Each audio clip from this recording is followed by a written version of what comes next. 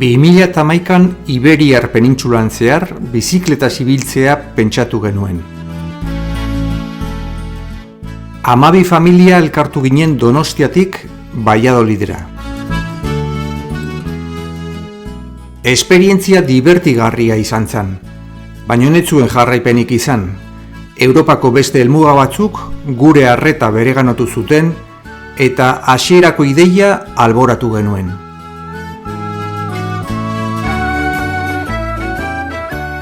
Covid konfinamenduaren ondoren, Transpirenaikatik Olotera iritsi nintzen.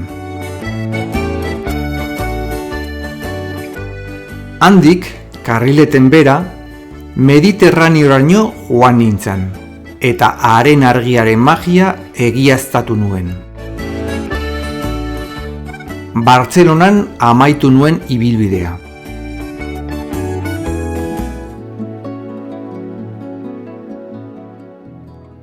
Eki nire semea halterofilian entrenatzen hasi zen.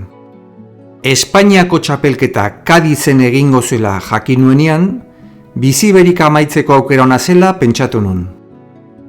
2 zatitan egitea erabaki nun. Kadiz, Valladolid eta Kadiz, Bartzelona.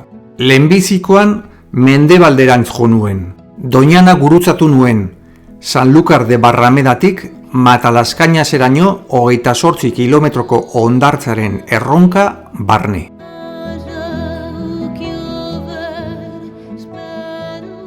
Algarbeko herrixkak gustatu zitzaizkidan, baina are gehiago Alentejoko kostalde malkartsua eta bertako hondartza basatiak.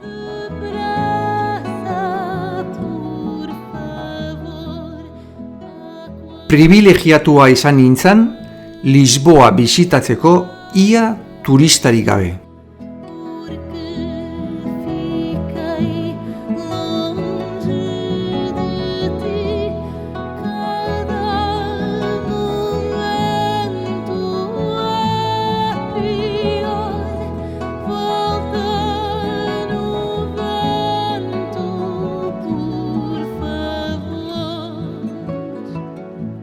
Porton ere lasai ibili nintzen.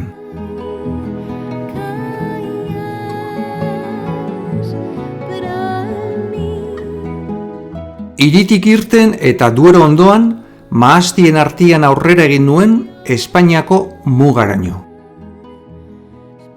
Arribes del Duero parke naturalean are ikusgarriagoak ziren ikuspegiak. Handik Valladolidera joan nintzen. Ibilbidearen amaiera.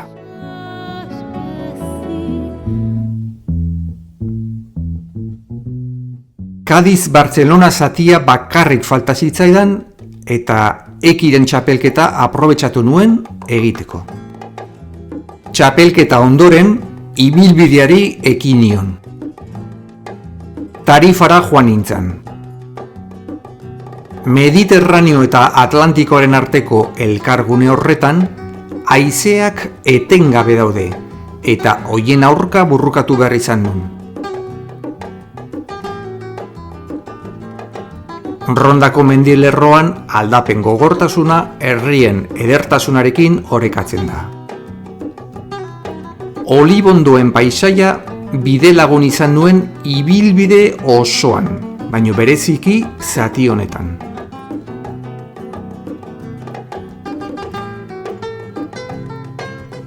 Valentziara hurbilduz, soroen emankortasuna nabaria da, eta oso erraza da hiria bizikletaz zeharkatzea.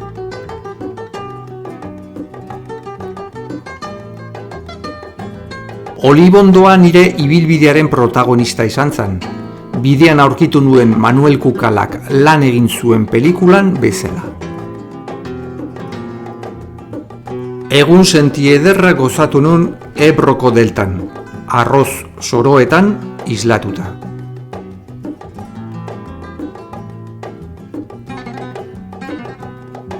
Kostaldetik aurrera egin nun, Tarragona eta azkenik Bartzelona, eta horrela Iberiar penintsulako ibilbidea bukatu nun.